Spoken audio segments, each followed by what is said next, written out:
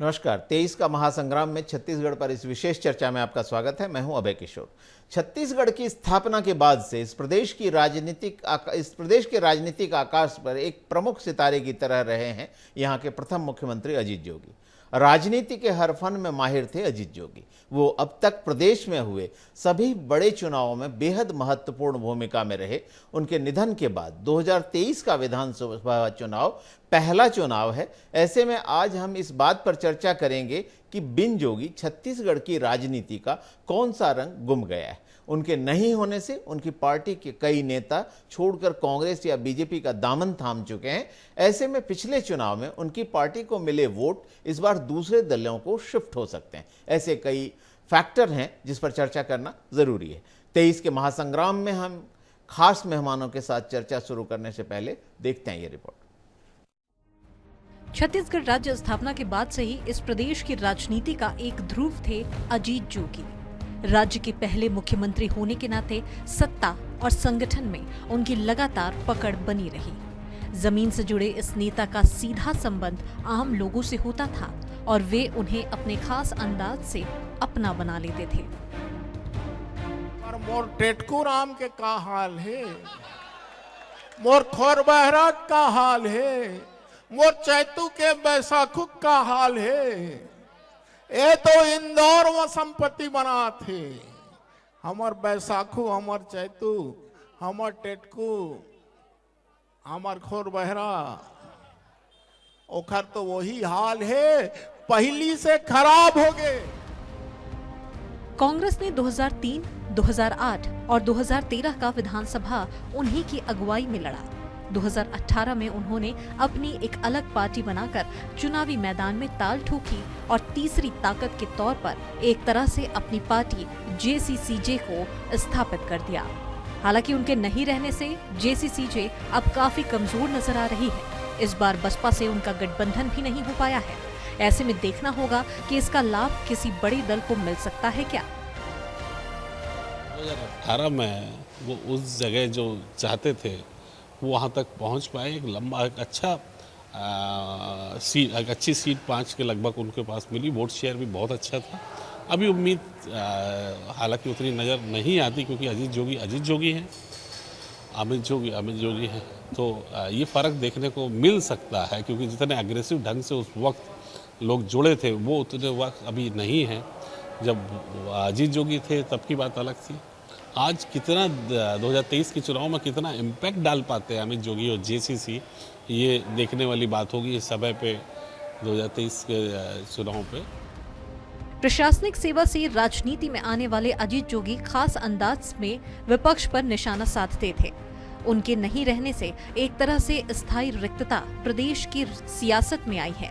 उनकी लोकप्रियता और सूझबूझ को आज भी याद किया जाता है। कैसे दीदी बहनी दोहा पारा, अरे रे रे रे रे रे रे रे रे रे, बाग बाग कहा था संगी, बाग कहां से आए रे। बाग बाग कहा था संगी, बाग कहां से आए रे। बाग ढिला गए जोगी कांग्रेस के और लबरा कहां लुकाए रे, लबरा कहां लुकाए। जो ऐतिहासिक तथ्य हैं और जो सच्चाई है उससे तो हम सब बखूबी वाकिफ़ हैं। तो अंतःगढ़ ने प्रामाणिक रूप से इस बात को सिद्ध किया कि जोगी जी अपनी इच्छा के खिलाफ किसी भी कार्रवाई को बर्दाश्त नहीं करते हैं। वो एक जन नेता रहे हैं और लोगों की नब्ज को पकड़ने वाले रहे हैं। वो बहुत महत्वपूर्ण थे। उनके जो निर्णय होते थे वो छत्तीसगढ़ की राजनीति को प्रभावित करते थे। इस चुनाव में तमाम फैक्टर्स के बीच ये अहम है कि ये चुनाव अजीत जोगी की मौजूदगी में नहीं होगा। इसके चलते भी सत्ता के संग्राम में रणनीति में काफी अंतर देखने को मिल सकता है। Human Sahu, Asian news, Raipur. Asian news के इस प्लेटफॉर्म से हम रोज ही कोई ना कोई पॉलिटिकल मुद्दा उठाते हैं, लेकिन आज के इस कार्यक्रम को मैं इस राज्य के पहले मुख्यमंत्री और यहाँ की राजनीति के एक चमकते सितारे माननीय अजीत जोगी को एक श्रद्धांजलि के रूप में अर्पित करता हूँ। और चूंकि अजीत जोगी के निधन के बाद पहली बार ये चुनाव होने जा रहे हैं राज्य में। ऐसे में इस बात पर चर्चा जरूरी है कि बिना अजीत जोगी के चुनाव का दृश्य क्या होगा, वो जो जनाधार जोगी जी के साथ था वो कहाँ जाएगा, क्या वो उनकी पार्टी के साथ बना रहेगा, क्या वो कांग्रेस को शिफ्ट होगा, क्या वो बीजेपी को शिफ्ट होगा, क्या हार जीत में वो कोई महत्वपूर्ण भूमिका निभाएगा। इस पर चर्चा करने के लिए मेरे साथ तीनों दलों से एक एक खास मेहमान हैं। मेरे पास जोगी कांग्रेस से भगवानू नायक जी हैं, प्रवक्ता हैं, मुख्य प्रवक्ता सत्यप्रकाश सिंह जी कांग्रेस से मौजूद हैं, और प्रवीण साहू जी बीजेपी से। आप तीनों का बहुत बहुत स्वागत एशियन न्यूज में। भगवानू जी, सबसे पहले चर्चा आपसे। 2018 में जोगी जी ने एक प्रयोग किया था, कहा था कि छत्तीसगढ़ की रणनीति, छत्तीसगढ़ की राजनीति का फैसला छत्तीसगढ़ की भूमि से होगा। जो बाइपोलर कंटेस्ट, जो कुछ राज्य हैं जहां सिर्फ दो ध्रुवीय चुनाव होते हैं, वो राजस्थान है, वो छत्तीसगढ़ हैं, सिर्फ दो पॉलिटिकल पार्टीज आपस में ताल ठोक कर लड़ती हैं और जनता उन्हीं दोनों के साथ रहती है। जब भी कोई तीसरी पार्टी मैदान में उतरी है उसका प्रयोग विफल रहा, लेकिन जोगी जी की पार्टी ने अपना प्रभाव डाला था। उतना नहीं डाला था जिसकी अपेक्षा थी, लेकिन फिर भी 5 सीटें आपकी पार्टी को और 2 आपकी सहयोगी पार्टी यानी कि बहुजन समाज पार्टी को मिली थी, और दोनों पार्टियों का जनाधार मिलकर देखें तो 16% के आसपास था। ये एक महत्वपूर्ण आंकड़ा है, लेकिन वही तस्वीर आज नहीं दिखाई देती। जोगी जी के न रहने के बाद कई नेता आपकी पार्टी को छोड़कर चले गए, चाहे वो गीतांजलि पटेल हों, जनरल सिंह भाटिया हों, संजीत कुमार हों, योगेश तिवारी हों, या एवं धर्मजीत जी हों। तो अब उनके न रहने के बाद छत्तीसगढ़ की राजनीति में जोगी फैक्टर कहाँ रहा? अभय जी, सबसे पहले तो मैं एशियन परिवार को बहुत धन्यवाद देना चाहता हूं कि आपने छत्तीसगढ़ के एक महामानव स्वर्गीय अजीत जोगी जी के विषय को चुना है और उस पर हम चर्चा कर रहे हैं।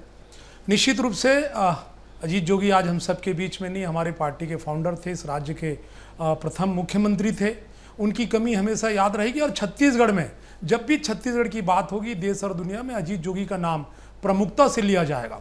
जोगी जी ने छत्तीसगढ़ को खुशहाल बनाने के लिए, छत्तीसगढ़ को देश और दुनिया में एक अलग तरीके से स्थापित करने के लिए उन्होंने एक नई पार्टी का गठन किया। उनका पूरा जीवन चुनौती से भरा था। वो चाहते थे कि छत्तीसगढ़ का जो फैसला है वो दिल्ली में, नागपुर में कहीं ना हो, उसका फैसला छत्तीसगढ़ के लोग ले, छत्तीसगढ़ के लोग किंग बने, छत्तीसगढ़ की जनता का राज हो, इसीलिए उन्होंने इस पार्टी को बनाया। वो आज नहीं है। हमें भी लगता था कि अजीत जोगी जी अब हमारे बीच में नहीं, हम कैसे करेंगे। लेकिन मैं आपको बताना चाहूंगा कि माननीय अमित जोगी जी जो हमारे पार्टी के प्रदेश अध्यक्ष है, वो जब छत्तीसगढ़ का दौरा कर रहे हैं, वो भोपालपट्टनम जा रहे हैं, वो बीजापुर जा रहे हैं, वो सुकमा जा रहे हैं, पूरे प्रदेश में लगभग अभी तक 45 विधानसभाओं में उन्होंने दौरा किया।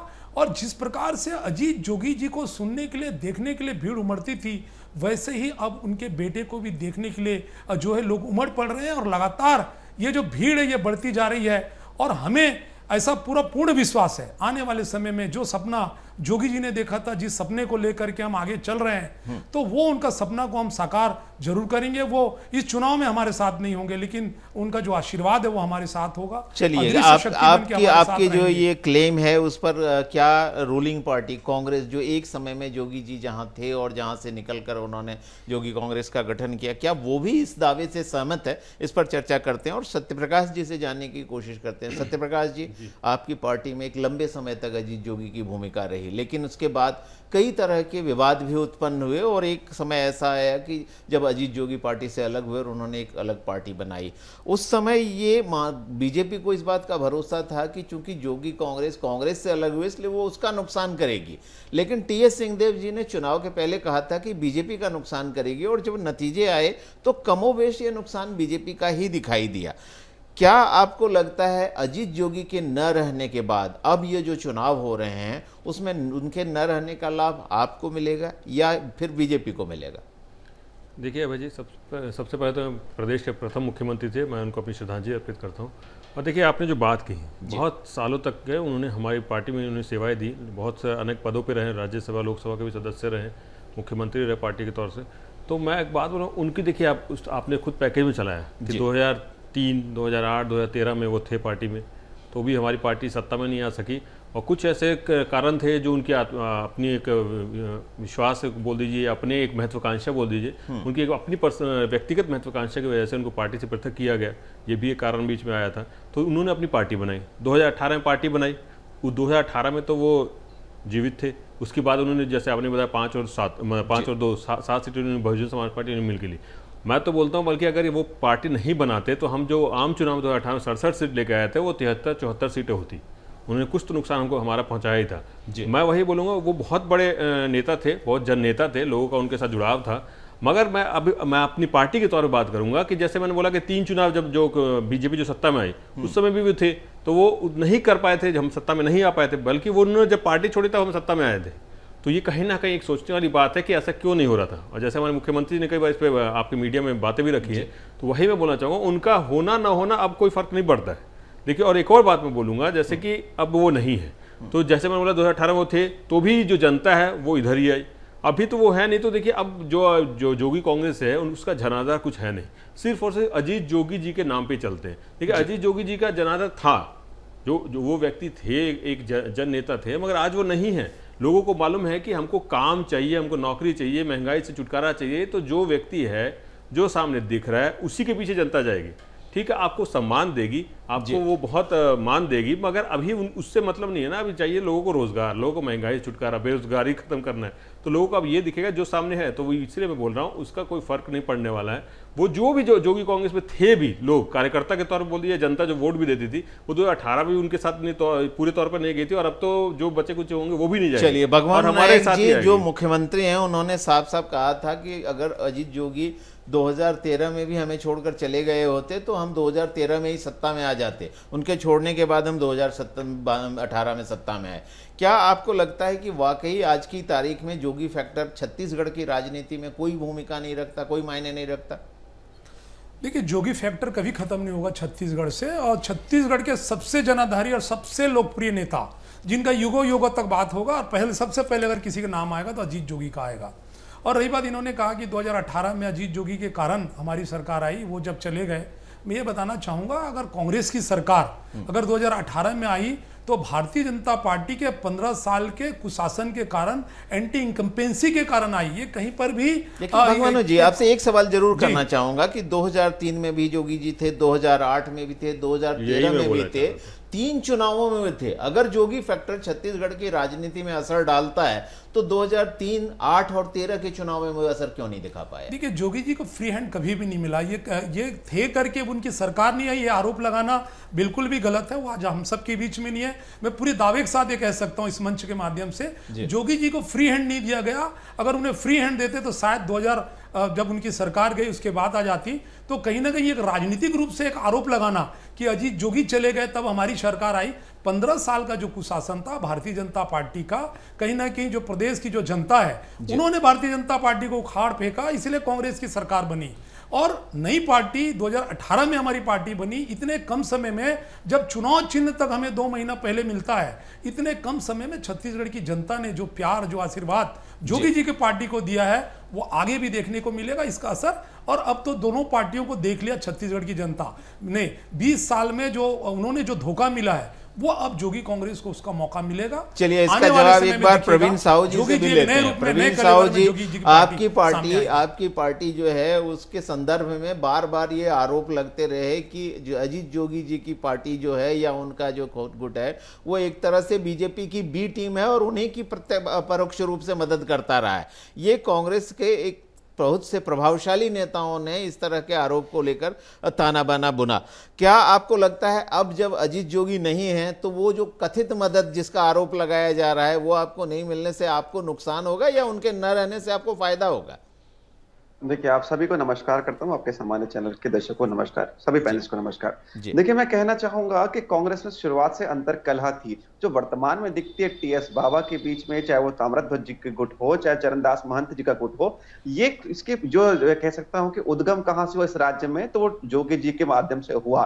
जो पहले देखिए जोगी जी और कद्दावर नेता उस समय थे, और इस प्रकार कांग्रेस के आदरणीय प्रवक्ता ने कहा कि कांग्रेस को नुकसान जोगी जी से हुआ। ये बड़े बड़े नेता कह रहे हैं कि इस प्रकार जोगी जी से उनको नुकसान हो रहा है, प्रदर्शित करता है कि इनका अंतरकलह चरम सीमा पर थी कि एक प्रदेश के पहले मुख्यमंत्री को उन्हीं के पार्टी से पृथक होना पड़ता है। ये प्रमाणित करता है कि एक अच्छे व्यक्ति का, सच्चे व्यक्ति का क्या हाल होता है। लेकिन मैं कहना चाहूंगा कि कोई भी टीम नहीं है, चाहे वर्तमान की मैं जेसीसीजे की बात करूं या कांग्रेस की बात करूं, दोनों के नाम में कांग्रेस है। और देखिए, जिस प्रकार जोगी जी के कार्यकाल में 3 साल उन्होंने राज किया था और 15 साल सत्ता से बाहर थे, 5 साल भूपेश जी ने राज किया है वो 25 साल तक बाहर होंगे, क्योंकि कांग्रेस की पार्टी में ही जो के संस्कार है वो कुशासन के, भ्रष्टाचार के हो। और ये देखिए मिली भगत तो इनकी है, इनके प्रयास थे किसी के तरीके से ये इस प्रकार बहुमत पाले, लेकिन जनता को इन्होंने झूठा आपकी निजी राय या आपकी पार्टी की राय क्या है? अजीत जोगी जी का फैक्टर क्या 2023 के चुनाव में बीजेपी के पक्ष या विपक्ष में कहीं कोई भूमिका निभाएगा? क्या राज्य में सरकार के गठन की प्रक्रिया में अजीत जोगी फैक्टर कहीं कोई प्रभाव छोड़ेगा? देखिए, प्रभाव तो भारतीय जनता पार्टी के प्रत्येक कार्यकर्ता का कार्य बोलेगा। हम कहते हैं कि पूर्ण बहुमत के साथ हम अपने दम पर सरकार बनाने वाले हैं, और अनेक चैनलों के आप एग्जिट पोल उठाकर देख लीजिए जिस प्रकार हमें पूर्ण बहुमत की ओर इशारा मिल रहा है। मैं पूरे दावे के साथ कहता हूं कि हम बहुमत की सरकार बनाने वाले हैं।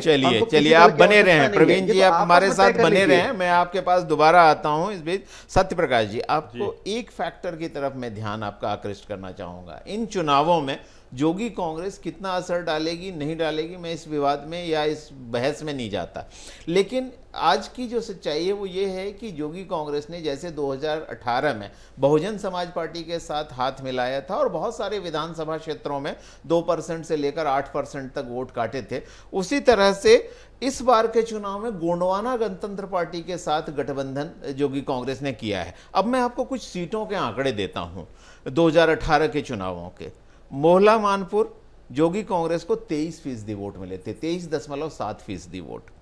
मनेंद्रगढ़ पे आइए, मनेंद्रगढ़ में जोगी कांग्रेस को 13.5% वोट मिले थे, और उसी मनेंद्रगढ़ में गोंडवाना गणतंत्र पार्टी को 12.1% वोट मिले थे। आप जोड़ लीजिए। उसी तरह से हम बैकुंठपुर की बात करें तो 7.3% वोट जोगी कांग्रेस को थे, और 16% वोट गोंडवाना गणतंत्र पार्टी के पास थे। प्रेमनगर में आते हैं तो गोंडवाना गणतंत्र पार्टी को तकरीबन 16%, 15.8% वोट मिले हैं, जोगी कांग्रेस को 7.1%। ऐसी ही एक सीट प्रतापपुर भी है जहां गोंडवाना गणतंत्र पार्टी 13.3% और जोगी कांग्रेस 3.5% वोट पाई है 2018 में। अब अगर दोनों हाथ मिलाते हैं तो ये कंबाइंड वोट शेयर क्या कांग्रेस को नुकसान पहुंचाएगा इन सीटों पर? देखिए अभय जी, आपने आंकड़े दिए, मैं उस पर कोई प्रश्न चिन्ह नहीं लगाता, मगर देखिए 2018 की बात है जी, और उस समय थोड़े दिन पहले अजीत जोगी जी का स्वर्गवास हुआ था। एक तो वो फैक्टर, और दूसरा है कि हम विपक्ष में थे। हमारे पास जनता को बताने के लिए बस ये था कि हमारा घोषणा पत्र या हमारा ब्लूप्रिंट कि हम अगर सरकार में आएंगे तो हम क्या क्या आपके लिए करेंगे। हम उस समय विपक्ष में थे, सत्ता में बीजेपी थी, तो इसकी वजह से भी वो वोट परसेंटेज बोल सकते कि अजीत जोगी जी की पार्टी को या बसपा को उस समय मिला था, और गोंडवाना को भी हो सकता मिला हो। मगर देखिए अभी मैं बोलूँगा, अभी एकदम जो वातावरण उल्टा है। अब हम सत्ता में, हमने जो घोषणाएं की थी, जो घोषणा पत्र में थे, उसको वादे को पूरा किए, तो अभी जो जनता जाएगी वो किसके साथ जाएगी? वो ये देखेगी कि भी 15 साल में क्या हुआ था, और जब अब सत्ता में जो भूपेश बघेल जी ने जो वादा किया था उसका क्या हुआ है, तो उसको एनालाइज करेगी। जैसे मैंने बोला, उस समय विपक्ष में था, हमारे पास घोषणा पत्र के अलावा कुछ नहीं था बताने के लिए। आज हमारे पास काम है, योजनाएं कहां तक गई हैं, गरीबों का क्या उत्थान हुआ, मजदूरों का क्या उत्थान हुआ, महिलाओं के लिए क्या काम हुआ, आज हमारे पास बताने के लिए ये सब चीजें, और साथ ही साथ जनता को दिख रहा है जमीनी स्तर पर जो असर दिख रहा है। आपको भी अभय जी मालूम होगा, नीति आयोग की रिपोर्ट क्या कहती है, 40 लाख लोग गरीबी रेखा से ऊपर आए। इस तरह की तमाम ऐसी रिपोर्टें आ रही है, जिसके बेरोजगारी दर की बात करें सबसे कम है। ऐसे तमाम ऐसी रिपोर्टें आ रही है जो दिखता है कि काम हुआ है। तो इसलिए वो एक माहौल अलग था 2018 का, और अभी का माहौल एकदम उसका उलट है। अभी हमने काम किया जो जनता का आखिरी बस्तर के अंदरूनी क्षेत्रों तक में जाके अखबारों में खबर छपती है कि 35 साल बाद वहां पे सरकारी अस्पताल में ऑपरेशन हो रहा है। सत्यप्रकाश जी, इस पर कोई विवाद नहीं, इसको कोई प्रतिरोध नहीं, लेकिन आप भी राजनीति में हैं, आप जानते हैं कि बहुत सारी सीटें हैं जहां हार जीत का फासला 3-4% से ज्यादा का कभी नहीं रहा है। बहुत कम वोटों के अंतर से भी कई जगह पर आपने जीत हासिल की है, बहुत कम वोट। जी बिल्कुल, मैं सीटों की चर्चा करूंगा तो लंबी फेहरिस्त होगी। अब प्रश्न मैंने जो उठाया था वो मूल प्रश्न दूसरा है। आपकी पार्टी ने जो काम किया उसकी स्वीकार्यता वोटरों में होगी, मैं इस पर कोई विवाद नहीं करता, लेकिन अगर दो पार्टियां जिन्होंने पिछले चुनावों में ठीक ठाक वोट परसेंट हासिल किया है साथ आती हैं तो जो वोटों का डिस्ट्रीब्यूशन बिखराव होता है वो कम होता है। क्या वो अगर 3-4% से सीटें जीती हारी जाती रही हैं तो इस तरह का गठजोड़ आपको नुकसान पहुंचाएगा? मेरा मूल सवाल ये। नहीं, वही मैंने बोला ना, हमको कोई नुकसान नहीं पहुंचाएगा ना, हमको चिंता करने की जरूरत है कि कौन किसी का गठबंधन कर रहा है। भाई उस समय भी जैसे जोगी जी की पार्टी के बसपा के साथ गठबंधन था ही, वैसे तो नहीं था। अभी इन्होंने गोंडवाना के साथ कर लिया गठबंधन, उस समय भी था, अभी बस इन्होंने पार्टी बदली है। तो गठबंधन जब हमको उस समय नहीं रोक पाई, जैसे मैंने बोला, बल्कि वो उस समय अगर अजीत जोगी जी नहीं थे तो हम पार्टी नहीं बनाते तो हम 73-74 तक जाते, तो 67 पर रुक गए थे। इसलिए गठबंधन किसी के साथ कर ले, हमको उसकी कोई चिंता नहीं। देखिए, लोकतांत्रिक लड़ सकती, निर्दलीय व्यक्ति लड़ सकता है, या किसी को रोक नहीं सकते। मगर जैसे मैंने बोला, हमको किसी की कोई चिंता नहीं, हमने काम किया। चिंता उसको करनी होती है जो काम नहीं करता। आप अपने काम पर फोकस करके ये मानते हैं कि आपकी पार्टी ने आपकी सरकार ने पिछले 5 वर्षों में जो काम किया है वो बोलेगा और जनता आपको उसका आशीर्वाद देगी। भगवानू जी, जो अमित जोगी जी ने पिछले दिनों घोषणा की कि हम किसानों से एक दाना धान खरीदेंगे, किसी तरह का कोई, और 4,000 रुपये क्विंटल धान की कीमत देंगे, आपको नहीं लगता कि ये बातें जो हैं सिर्फ लोक लुभावनी बातें हैं, इसमें कोई प्रैक्टिकल आधार नहीं है? देखिए, जनता कांग्रेस छत्तीसगढ़ जी एक पहली पार्टी है देश की जो कोई गारंटी पत्र, जन घोषणा पत्र नहीं दे रही है, बल्कि ये शपथ पत्र दे रही है। हम तो कहते हैं हमारी सरकार बनेगी, अगर ये वादा नहीं करते हैं, एक भी कदम जो हमने उठाया, 10 कदम जो हमने उठाया, अगर एक भी कदम अगर झूठा साबित होता है, आप कोर्ट जा करके स्वतंत्र रूप से हमारे खिलाफ कार्रवाई कर सकते हैं। माननीय उच्च न्यायालय में अमित जोगी जी ने 100 रुपये के स्टाम्प पत्र में शपथ पत्र दे करके वादा कर रहे हैं, और इस वादा को हम पूरा करेंगे। देखिए, तेलंगाना बाद में बना, आंध्र प्रदेश की जो राज्य का गठन है ये बाद में हुआ। आज वो जो स्टेट है, वहाँ का जो लोगों का जो प्रति व्यक्ति आय वो कहाँ से कहाँ बढ़ गया, और आज छत्तीसगढ़ कहाँ है। तो 20 साल में छत्तीसगढ़ कई साल पीछे चला गया। यानी आपको लगता है कि आपकी पार्टी इस बार के चुनाव में भी एक फैक्टर होगी? निश्चित रूप से। चलिए, अब मैं आपसे जो है दोनों पार्टियों को छत्तीसगढ़ की चर्चा करता है। अब मैं आपसे बस्तर की चर्चा करता हूं। 12 सीटें हैं, हर बार कहा जाता है, मीडिया में बड़ी चर्चा होती है, बस्तर के रास्ते से सत्ता की सीढ़ी। बस्तर की जिन सीटों पर आपने चुनाव लड़ा था वो सीटें थी बीजापुर, चित्रकूट, जगदलपुर, बस्तर, नारायणपुर और भानुप्रतापपुर। बाकी सीटों पर आपकी सहयोगी बीएसपी थी। इनमें से किसी भी सीट पर जो मैक्सिमम वोट शेयर था वो आपका भानुप्रतापपुर में 6.7% था, वरना 3%, 2%, 1% से ज़्यादा नहीं था। सर्व आदिवासी समाज भी चुनाव में उतर रहा है, सीपीआई भी मैदान में उस इलाके में मौजूद है, कांग्रेस और बीजेपी तो है ही, आम आदमी पार्टी भी पहुंच रही। आम आदमी पार्टी ने भी कुछ % वोट लिए थे, आपको याद होगा दंतेवाड़ा जैसी सीटों पर उन्होंने भी वोट काटे थे। अब ऐसे में आपकी वहां पर हैसियत क्या रहेगी? अभय जी, आपने बहुत अच्छा सवाल किया। देखिए, जब पहला चुनाव जब हम लड़े 2018 में, 2 महीने पहले हमें चुनाव चिन्ह मिला था। हमारा चुनाव चिन्ह जिस तरीके से वनांचल क्षेत्रों में, ग्रामीण सुदूर इलाकों में पहुंचना था, वो कहीं ना कहीं हम कम्युनिकेशन गैप हुआ, हम नहीं पहुंचा पाए। लेकिन इन 5 वर्षों में छत्तीसगढ़ की जनता ने देख लिया। 20 साल का जो कार्यकाल था, 15 साल भारतीय जनता पार्टी का देखा, 5 साल कांग्रेस पार्टी का देखा, और जनता आज जान रही है, जोगी पार्टी को पहचान रही है। अभी माननीय अमित जोगी जी जब सुकमा के दौरे में थे, दंतेवाड़ा गए, बीजापुर गए, तो जिस प्रकार से उन्हें प्यार मिला, जिस प्रकार से जनता जनार्दन उन्हें सुनने के लिए, देखने के लिए आई, तो वो कहीं ना कहीं इस बार हमारी सीटें वहां बढ़ेगी। लोग तो कहते हैं कि आप 90 सीटों पर चुनाव लड़ने की बात करते हैं, लोगों का तो ये कहना है कि आपको 90 उम्मीदवार भी नहीं मिलेंगे, आपकी पार्टी के साथ 90 लोग भी नहीं खड़े हैं। देखिए, पहले तो कांग्रेस पार्टी की सीटें आ जाए, पहले डिक्लेयर हो जाए टिकट, उसके बाद देखिएगा कि हम कहां लड़ रहे हैं, नहीं लड़ रहे हैं, तो बात की बात है। क्या आप बागियों पर भरोसा, बहुत सीधा सवाल, क्या आप बागियों के भरोसे बैठे हैं? हमारी कार्यकर्ता पूरे तैयार हैं, पूरे मुस्तैद है। पिछली बार हमने बहुत बड़ी गलती की, हमने 3 महीने, चुनाव के 3 महीने पहले ही हमने हमारे दावेदारों को हमने तैयार कर लिया था, घोषणा कर दी थी, वो नुकसान हमें मिला। इसीलिए हम देख रहे हैं, भारतीय जनता पार्टी कांग्रेस को देख रहे हैं, उसके बाद उम्मीद करते हैं कि आपकी पार्टी भी मौजूदा चुनाव में, जो कि माननीय अजीत जोगी के निधन के बाद पहला चुनाव पार्टी का भी होगा और राज्य के लिए भी होगा, उसमें अपनी छाप छोड़ेगी। बहरहाल, एक महत्वपूर्ण चर्चा थी। इस चर्चा के जरिए हमने आज उस फैक्टर को छेड़ने की कोशिश की जो राज्य की राजनीति में कहीं ना कहीं एक धुरी के रूप में मौजूद रहा है। आज वो धुरी नहीं है, उसके बाद क्या होती है राज्य की राजनीति, इस पर थी हमारी आज की चर्चा। सत्यप्रकाश जी, भगवानू जी, प्रवीण साहू जी, आप तीनों इस चर्चा में शामिल हुए, इसके लिए आपका बहुत बहुत धन्यवाद, बहुत बहुत आभार। तो 23 के महासंग्राम के छत्तीसगढ़ एडिशन में हम आज चर्चा कर रहे थे जोगी फैक्टर की। अब माननीय अजीत जोगी के न होने रहने के बाद के पहले चुनाव में क्या तस्वीर होगी, इसको समझने की एक छोटी सी कोशिश। आज की चर्चा में इतना ही, मुझे दीजिए इजाजत, नमस्कार।